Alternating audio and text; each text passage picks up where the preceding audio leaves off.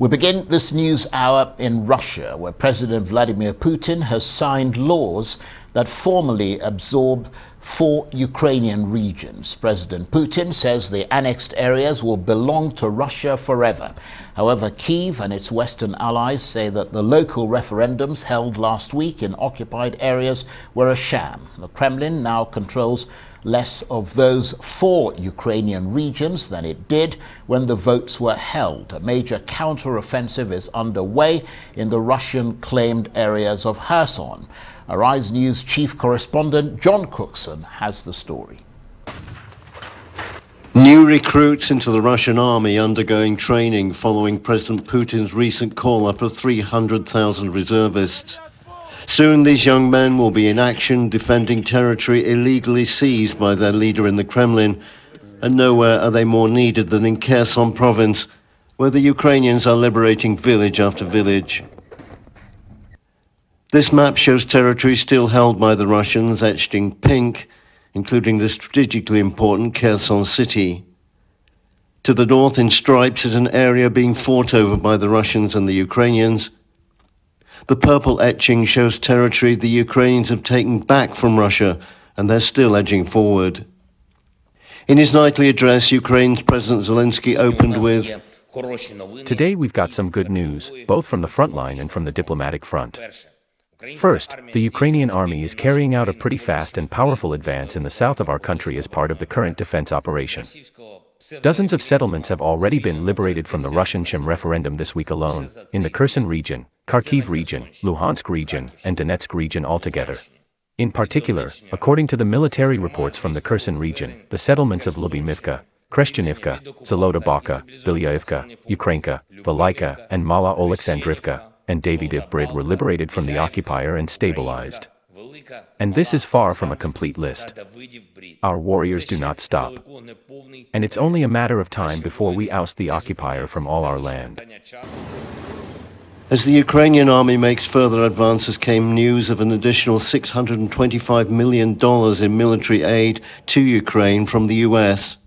Together with our allies and partners, the United States has been delivering an unprecedented amount of weapons and equipment that Ukraine's forces are utilizing very efficiently, including to retake their territory that has been seized illegally by Russia. Cleanup operations have started on the recently liberated streets of Liman in Donetsk, which still bears the scars of battle, with the bodies of Russian and Ukrainian soldiers scattered across the town and buildings in ruins. Liberation may have brought solace, but the human cost is immeasurable. John Cookson, Arise News. Well, for more on the war in Ukraine, let's speak to Professor Anthony Gleeson, Emeritus Professor at the University of Buckingham in the UK, and a Professor of Politics with a special interest in intelligence-led security policies and practices. Lovely to see you, Professor Gleeson. First of all, we're hearing of a Russian attack on a town near the Ukrainian capital, Kyiv, after losing territory in occupied regions in recent days. I wonder if you've heard of that Russian attack and what your assessment of it is. Well, to be perfectly honest, that news has not yet reached London, or not reached the wires to which I have access here in the UK. But of course, we will be expecting flurries of Russian activity because Ukrainian forces and NATO weaponry together have been so successful that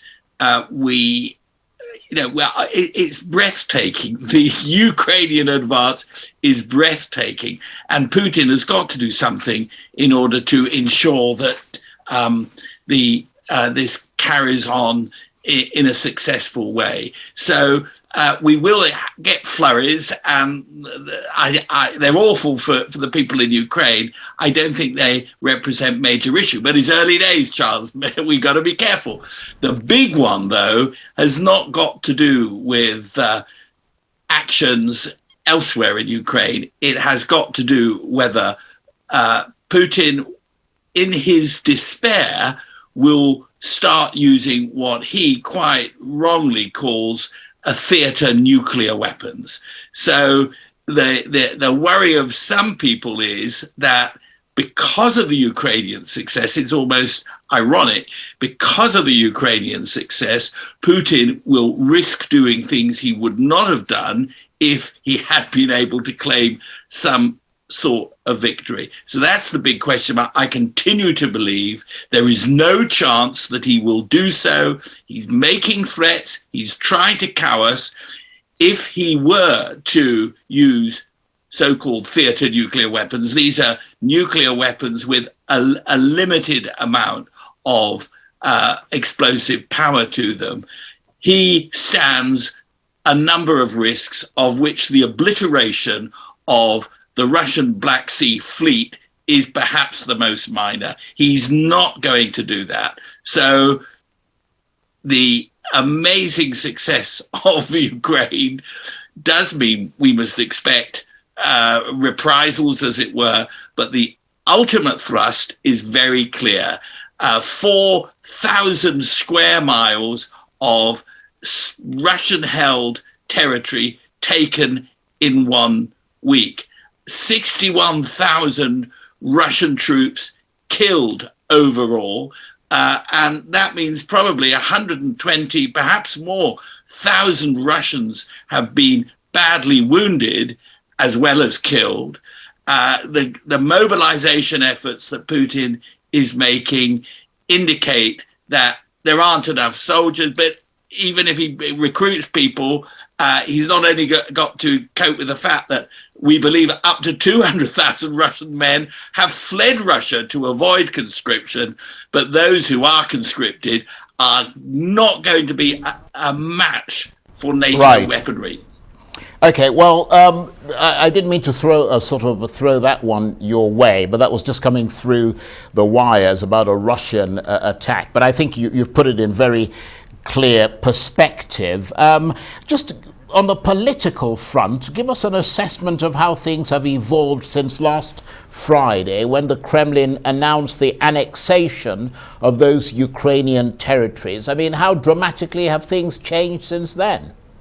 I think they have dramatically changed in the sense that the advances we were seeing before have carried on without any apparent breaks. I mean, there is no logical defense position now for Russian forces. America, you mentioned it in your report, giving additional high-class weaponry, can strike up to 50 miles away, destroying Russian ammunition dumps left, right, and center. There's nowhere for these guys to hide, and they're running as fast as they can.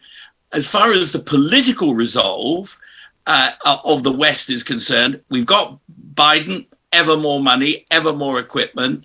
The biggest cheer in the Conservative Party conference in Birmingham this morning was not for the Prime Minister, the new Prime Minister, Liz Truss, was not for any policy she announced, and she didn't announce many. It was for Ukraine and President Zelensky. He got a standing ovation. And that tells us, again, our resolve in the UK is absolutely undeterred by anything that he is saying or doing. We're not in the least bit cowed by the nuclear nonsense that he's talking. But also in the past week, the Germans, if I could put it somewhat crudely, have pulled themselves together, and they are beginning to supply equipment to Ukraine, which they have been somewhat hesitant to do in the past. Add all these things together, you have a huge force pushing at Putin, and he cannot last this sort of offensive for much longer before winter sets in.